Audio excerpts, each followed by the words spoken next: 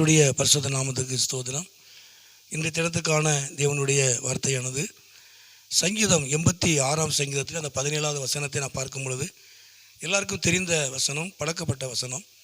கர்த்தாவே, நீர் எனக்கு துணை செய்து என்னை தேற்றுகிறதே, என் பகைஞர் கண்டு வெட்கப்படும்படி எனக்கு அனுகூலமாக ஒரு அடையாளத்தை காமித்தருளும் என்று சொல்லி வேதத்தில் வாசிக்கிறோம். தாவீதினுடைய சங்கீதத்திலே, அதாவது நீர் எனக்கு துணையாய் நிற்கிறது, நீர் எனக்கு துணை செய்வது, துணையாய் இருப்பது, நீர் என்னை தேற்றுவது, நீர் என்னை அரவணைப்பது, நீர் எனக்கு உதவி செய்வதை என் பகைஞர் காணும்படியாக, என் பகைஞர் கண்டு என்னை விரோதிக்கிறவர்கள் கண்டு வெட்கப்படும்படியாக என்று தாவீது சொல்லுகிறான். அப்போ உண்மையாகவே ஆண்டவர் நம்முடைய வாழ்க்கையில் பெரிய காரியத்தை கர்த்தர் செய்கிறவர். ஆனால் தேவன் செய்கிற ஒரு காரியம் என்ன அப்படின்னா, அதாவது சத்துருக்களுக்கு முன்பாகவே அவர் செய்கிறார். சத்துருக்கள் வெட்கப்பட்டு போகத்தக்கதாக கர்த்தர் செய்கிறார். சங்கீதம் 23 கூட வாசிக்கிறோம் இல்லையா? சத்துருக்களுக்கு முன்பாக எனக்கு ஒரு பந்தியை நீர் எனக்கு ஆயத்தப்படுத்தி, சத்துருக்களுக்கு முன்பாக, என் சத்துருக்களுக்கு முன்பாக ஒரு பந்தியை ஆயத்தப்படுத்தி. அப்போ சத்துருக்கள் வெட்கப்பட்டு போகத்தக்கதாக சத்துருக்களுக்கு முன்பாகவே கர்த்தர் பெரிய காரியங்களை, ஆண்டவர் பெரிய காரியங்களை கர்த்தர் செய்கிறார்.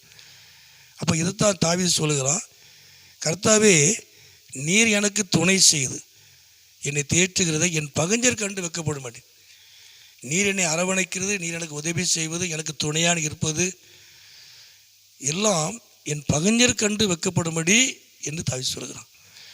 அப்போது உண்மையாகவே இந்த நாட்களில் சத்துருக்களுக்கு முன்பாக ஒரு பந்தியை ஆயத்தப்படுத்துகிற நல்ல தேவன், உங்களை பகைக்கிறவர்கள், உங்களை விரோதிக்கிறவர்கள், உங்களுக்கு எதிராக பேசக்கூடியவர்கள், உங்களை நிந்திக்கிறவர்கள், அவர்களுக்கு முன்பாக கர்த்தர் பெரிய காரியத்தை செய்வார்.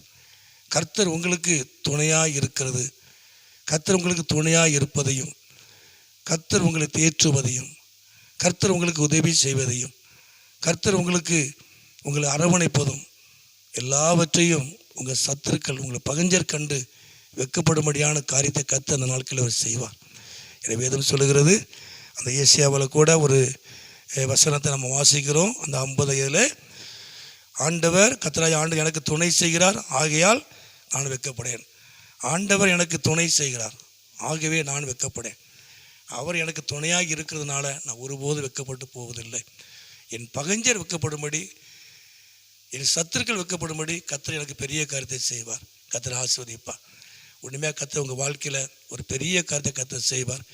உங்கள் சத்துருக்கள், உங்களை பகைக்கிறவர்கள் வெட்கப்பட்டு போகத்தக்கதாக உங்கள் வாழ்க்கையில் கர்த்தர் ஒரு மகிமையான காரியத்தை கர்த்தர் செய்வார். நிச்சயமாக நீங்கள் வெட்கப்பட்டு போவதில்லை, ஆனால் உங்கள் சத்துருக்கள், உங்களை பகைக்கிறவர்கள் வெட்கப்பட்டு போவார்கள். அப்படிப்பட்ட காரியத்தை கர்த்தர் உங்கள் வாழ்க்கையில் செய்து உங்களை கனப்படுத்தி உயர்த்துவார். கர்த்தர் நல்லவர். ஜெபம் பண்ணுவோமா? எங்களை அதிகமாக நேசிக்க நல்ல பிதாவே, அருமையான ஆண்டவரே, இந்த நேரத்துக்கு ஸ்தோத்திரம். அந்த சத்தத்தை கேட்குற ஒவ்வொரு பிள்ளைகளையும் குடும்பங்களையும் என் ஆண்டவர் ஆசீர்வதித்து நாமத்தை மயப்படுத்தும். இயேசு நான் ஜெபிக்கிறோம் நல்ல பிதாவே. ஆமேன், ஆமேன்.